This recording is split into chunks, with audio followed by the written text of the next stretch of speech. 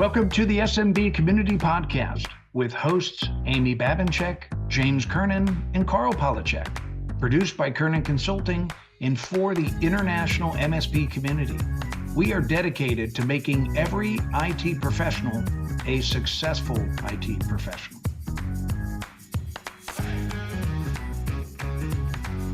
Hey, everybody. Welcome back to the SMB Community Podcast. This is James Kernan with Kernan Consulting, and I'm here with, again, my friend Amy Babinchek. Hey, Amy, good morning. Good morning, James. How are things in your world?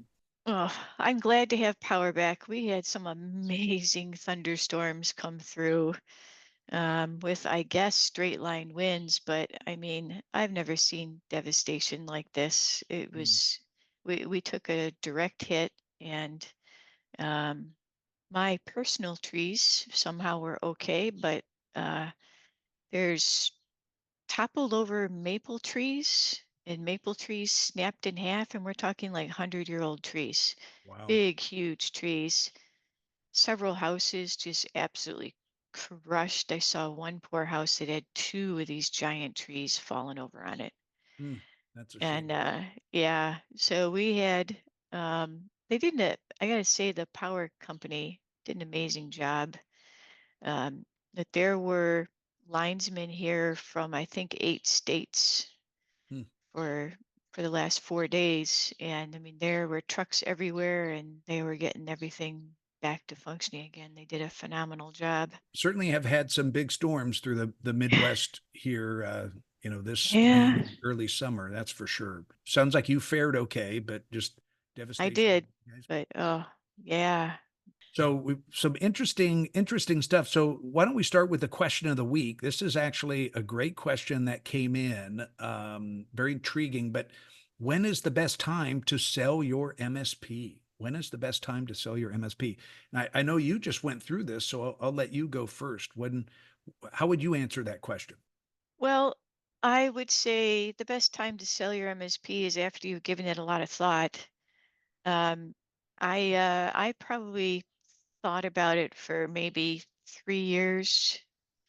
And in this market, you start getting a lot of people coming around saying, asking if you'd be willing to sell your business. And that, and I'd say that started happening in our industry maybe, but 7 years ago, something like that. Right. Um, and I had gotten my MSP to the point where it was running on its own without my daily input. And it was very profitable and had been, and it was growing, right? We could show, sustained new clients over the last several years and a growing revenue base over the last several years. And, That's important. 20+% profits falling down to the bottom line after everybody was paid. And so, it was a nice little company. And I started looking around at, what's the value of my company, right? What do I think I could get for it? And I put the numbers through a few of the models that are out there, and um, came up with a number. And I met with my financial planner, and um, I was like, how close am I to actually filling up what you say I need to have for my, retirement funds? And he gave me a number, and it was very coincidentally the same number. There you go. And so I said, yeah, the market is good for MSPs. Yep. Right now, and there's lots of buyers right now, and they're offering good rates right now, and I can get what I need to fill up my retirement plan. And so it made sense for me to do it then. And I should put a little disclaimer on it. I hope everybody can assume the question was based around when you would have the highest valuation. When's the best time to sell so you get the most money and or get enough money? Amy's answer was a great one because she just went through this. It is a seller's market for sure. So that's on your side. You had positive sales trends. You showed growth. So that's positive. And I think your company was running without you for a long time. That's another thing that is important. Um, and then some of the external things in the economy you can't really control, but I still think, regardless of where the economy is right now, it's still a seller's market. So anyway, that's good to know. One thing I want to ask you, because it's very different when you're buying something versus selling something. Personally, I've been part of 7 mergers or acquisitions, 5 of me buying something and 2 of me selling something. First one I sold was just a minority share in my business. I was ready to go and move on to something else. That's not nearly as emotional because I thought through that's not like selling your whole business. You just sold your Mhm. whole business. And I did that as well back in 2006.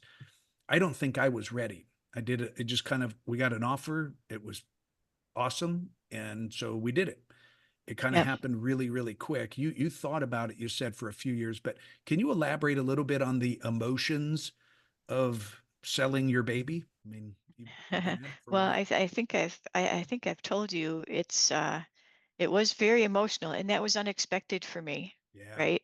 I had I've helped other people sell their business, but I never really understood the emotional part of it until you Hmm. actually have done it yourself. Hmm. And I also, bought small books of business several times, in the growth of my company. And so, so I done some of these transactions, and I sort of viewed it as a transaction. Um, but when it came to actually selling my own company, whole kit and caboodle, Hmm. all the people go along with the branding and the name and the whole thing. It was very emotional, and that what I've finally decided I can convey this with is I felt like I just sold my cat. Hmm. It was like it was after 23 years, this business was a part of me. Yeah. And I just handed it over to somebody and said, here you go.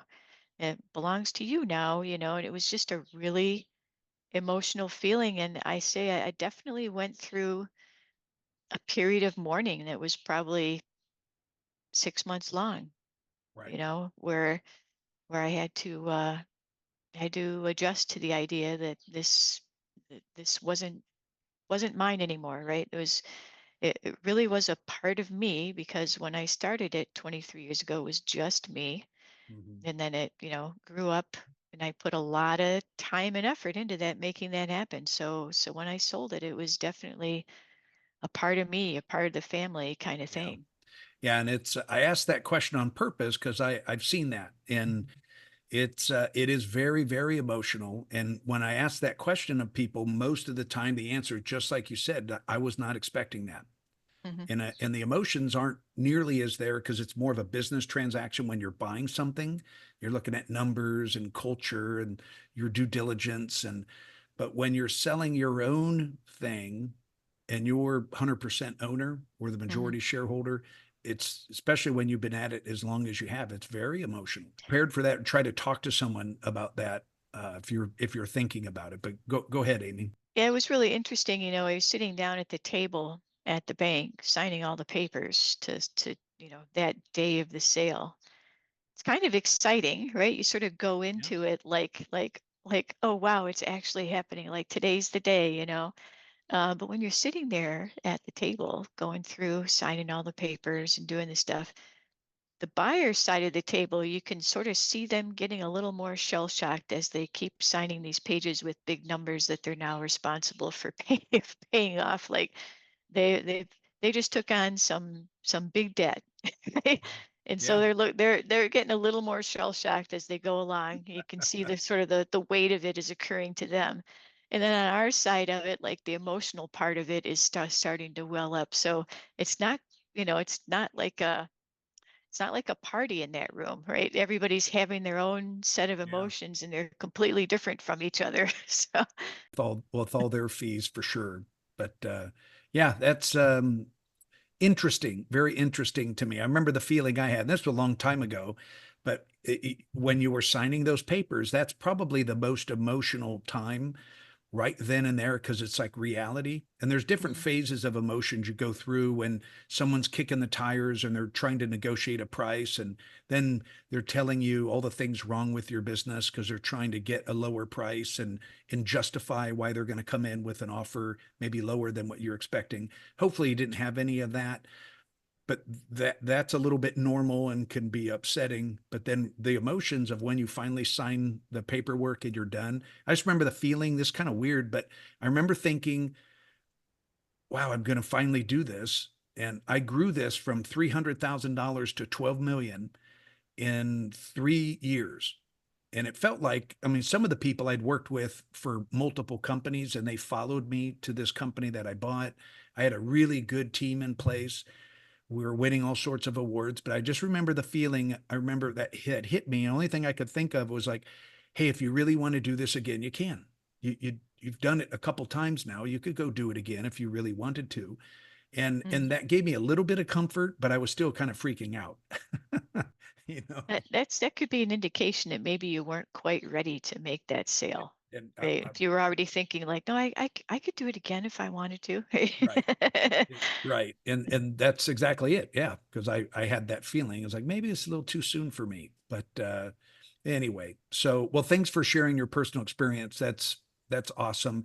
And if you have questions around mergers and acquisitions, there's a lot of talks going on right now at almost any technology event you go to. There's an Mhm. M&A session on it. So reach out to either Amy or I. We're happy to chat with you about it and talk you out of the trees if you're thinking of selling the business or try to put some personal perspective in things. So, Yeah, let's just address the non-emotional part of this for just a second. So the cut and dry of when's the best time to sell your business is when you can show steady growth over the past 3 years, yep, when you can show a stable client base, so not much churn.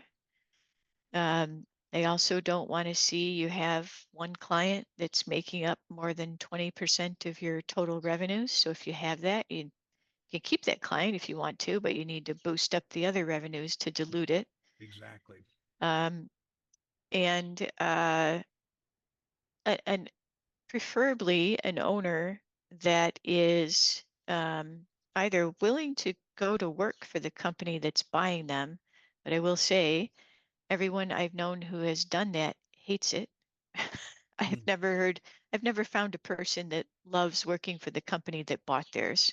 I've seen some that worked, but they were handsomely rewarded, but the Yeah, majority of the time, I agree with you. The majority of the time, it's when you're your own business owner, it's hard to go back to be an employee. yeah, see that previous conversation about emotions that you didn't know you were going to have. Right. That's Yeah, another thing, for right? sure. So they're going to want to see a business owner that's independent from the business, right? The business has a name on its own that isn't yours. And the clients understand that, and you'll need to show evidence of that. And a steady base of employees is a good thing too, right? So if you have people that have been there for a few years, that's a good indication for them as well that you're running a well-run business and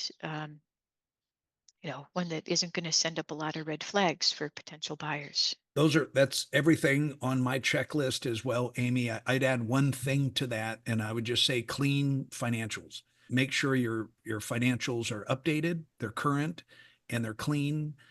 Nothing turns off a buyer more than messy financials or multiple financials, or even worse, you showing up with a bunch of receipts in a shoebox. Good I've seen financials are important. I've seen a lot of books of other MSPs, and many of them look like digital shoe boxes. And then the funny question is that I hear all the time, too often, is, oh my goodness, your books are a mess. Who does your books? Um, my spouse. It's like, oh no, that's even worse. Clean books is another one. But yeah, thanks for sharing your wisdom on that. That's important. And great question. So any other questions like that you have either around mergers and acquisitions or any other topic, we'd love to hear from you. Just email me at james@kernanconsulting.com. So, hey, a lot of stuff in the news to talk about. I don't know if we've got time to dig into these because some of them are pretty big topics. But the first one I'll bring up, it looked like here in June there was another big hack. Oh, yawn. In the auto dealerships all around the country. And unfortunately, that made headline news, but I didn't really research a whole lot about it other than just knowing that nationally, a lot of dealerships were down across the country and were down for multiple days. So, Yeah, they lost their software, right? They're all using SaaS-based software, and it wasn't the dealerships themselves that were hacked, it was their software vendor. mm, And that took out hundreds of, maybe thousands of dealerships around the country in multiple states. In my ransomware and security group that I run on Facebook, um, we had a number of new members come in that were working at dealerships saying we're dead in the water. Like they could not do business at all.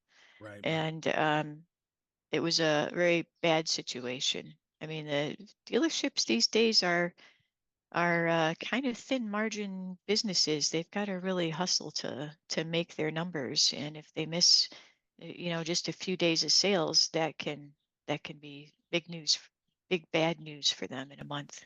Yeah. Yeah. So that was big news.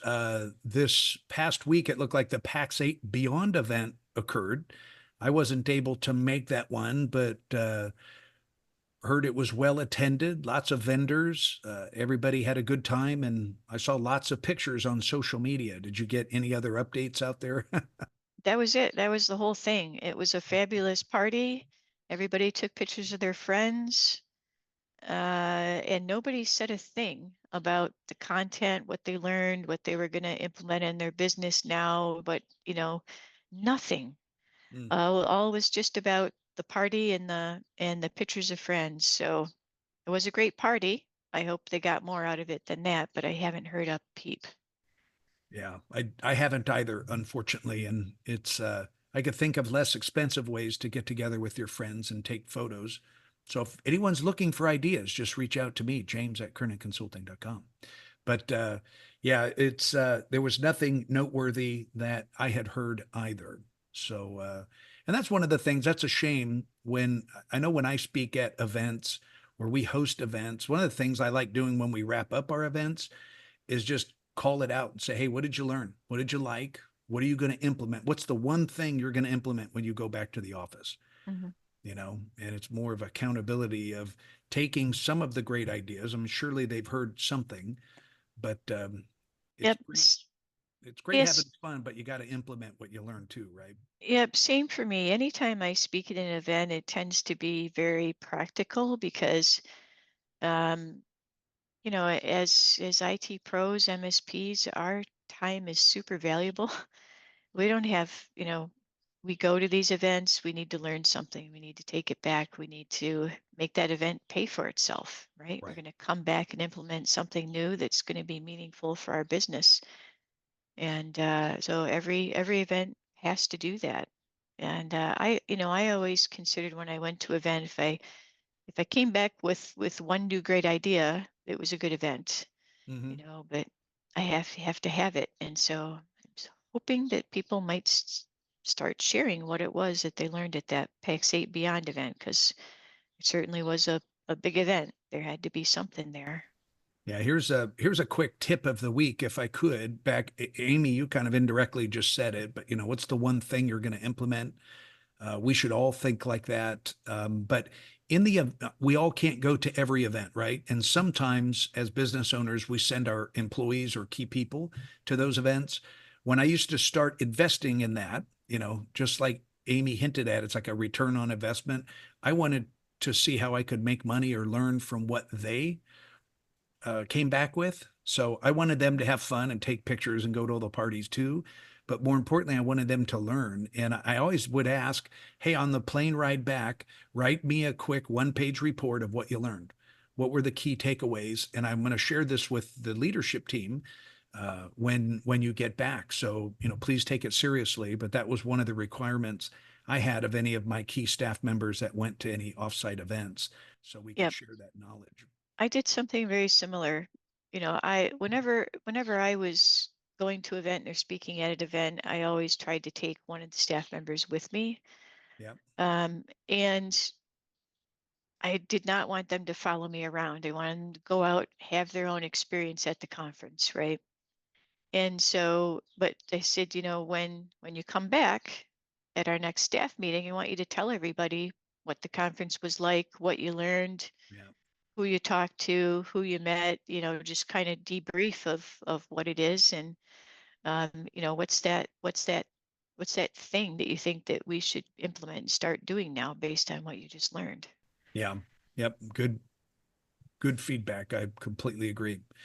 All right, I think we have time for one last comment. There was something that caught my eye. There was an article in USA Today, kind of in the tech news section. And it made me think about how far AI will go. But the article was about how the social media giants, Meta, for example, Microsoft would go out and they're scraping for their AI information gathering. They're Hmm. scraping public photos and public posts, public information on whatever they can, and then adding that to their tool. And then it made me think of, well, we know our social media accounts aren't completely private, and they're doing that as well on us, building these marketing profiles that they could sell back to advertisers, to do the perfect pitch for us to buy stuff, right? And they're Hmm. selling that data. But how far is this really going to go regarding our privacy? And that's kind of an interesting topic. I mean, we'd talk about that for hours, but what are your thoughts on that? Because it's kind of scary when you really think about it. Yeah, but, if you post something to any of the social media, um, that's like standing in front of your house and shouting. Um, yeah, Yeah, I don't. They shouldn't. If you're putting it on social media, you shouldn't have any expectation of privacy and expect that whatever you put there is going to follow you around for the rest of your life. right. That's how it's designed. Yep. That's what your expectation should be. I don't think there's any expectation of privacy there on social media. But the scary part for me is that those large language models, AIs, are being trained on that because there for surely is a lot of garbage, inaccurate information, intentional misinformation, random information, trivial information. I mean, Right. just imagine pulling that all together and saying, "Here you go, AI. Right. How do you Use sort that out? this." Like, Right. it's going to be some weird, crazy AI coming out of that. Yeah, I think Einstein would be confused with all of that data. It's interesting. Back to the comment, I remember reading something years ago, and it said like 90+% of buyers will actually look at people's social media. They'll Google the company or the person before they buy from them. They'll Mhm. do some quick research, and a lot of social media profiles are what comes up first. I remember vividly, I was doing some recruiting for a client up in Wisconsin, and they were looking at hiring a salesperson. Looked perfect on paper, interviewed really well, and I was just doing my due diligence and I was doing some research. And one of his social media profile on Facebook was horribly offending. And I'll just leave it at that. I'm not going to go into detail because I don't even want to say it, but it was terrible. And I'm like, oh my goodness, look at this, and shared that with the business owner. Subsequently, we moved on to another candidate. Mm. But if we hadn't found that, hired them, they're representing our company, and it was completely opposite of the values and the morals of their culture and their business um, culture. So, that's like Amy said, once it's posted, once it's out there kind of forever, regardless if you delete it or not. It's archived somewhere. Yeah, I mean and yeah, employers do search that stuff and they do take it into consideration. I think it's, for me, it's perfectly fine if you have a life and you're sharing it on social media, and you're at a party and woohoo and concerts and whatever. I mean, it just normal life Yeah. stuff, Fun uh, stuff. fun stuff. Yeah, but if you're crossing over into the the criminal and the disgusting, Yeah. then yeah, that can hurt you. I don't Yeah. think an average ordinary life is going to hurt you on for your job prospects. So, for a while they were telling all the college kids, like, delete all your social media accounts, don't have a social media account, don't post anything. And actually, as an employer, I would sort of wonder about somebody if I couldn't find them on any of the social media Right. platforms. Like, "Hey, what's going on here?" Yep. You know, that's not Yeah. that's not normal today, No, right? that's a big red flag. If they don't have profiles set up, if you can't find them, what are they hiding? That's first thing that goes through my mind, you Yeah. know, and that's always a series of questions like, how come you don't have any social media accounts? All right, cool. Well, hey, we're going to go ahead and wrap up. I think looking ahead here at Q3, Q4 timeframe, we're quickly approaching the second half of the year. Any events that you're looking at attending here in July, August, September? You got anything coming up? Um, Definitely not for July and August. I've reserved those for fun Prime on the boating season. water. Yeah, But prime boating season, yeah. me So too. yeah, definitely not anything for the summer. But come September, uh, I think my own peer group is going to get together in Pearson. They've been bugging me that that's something that they want to do. Oh, So perfect. I'm coming down to speak to yours down in Florida, and we'll have something up here in Michigan come early fall is when I think that's going to happen. So. Nice. Yep. I know there's a Q3 mastermind event in Denver late September that I'll be at. There's an M&A event late September I'm speaking at, and then the SMBTechfest Q4 is in mid-October. So hopefully our paths will cross then. But that's all I've signed up for right now. So there's all sorts of events coming up. It always seems it gets a little quiet in the summer, but then it really heats up in the fall. So Mhm. save up those travel points, everybody. We may cross paths out at the SMB Tech Fest. I am signed up to speak at one later in the year, and I can't remember if it's that one or the one after. But we might cross paths in SoCal. Yeah, SoCal, that would be fun. That'd be fun. All right. Well, hey, thanks for joining me today on the SMB Community Podcast. That's it for now. If anybody has any questions or comments, anything that we can help you with, Amy and I would love to hear from you. So you could post any comments out on the smbcommunitypodcast.com website or send us a note, and we will see everybody next week. Thanks, everybody.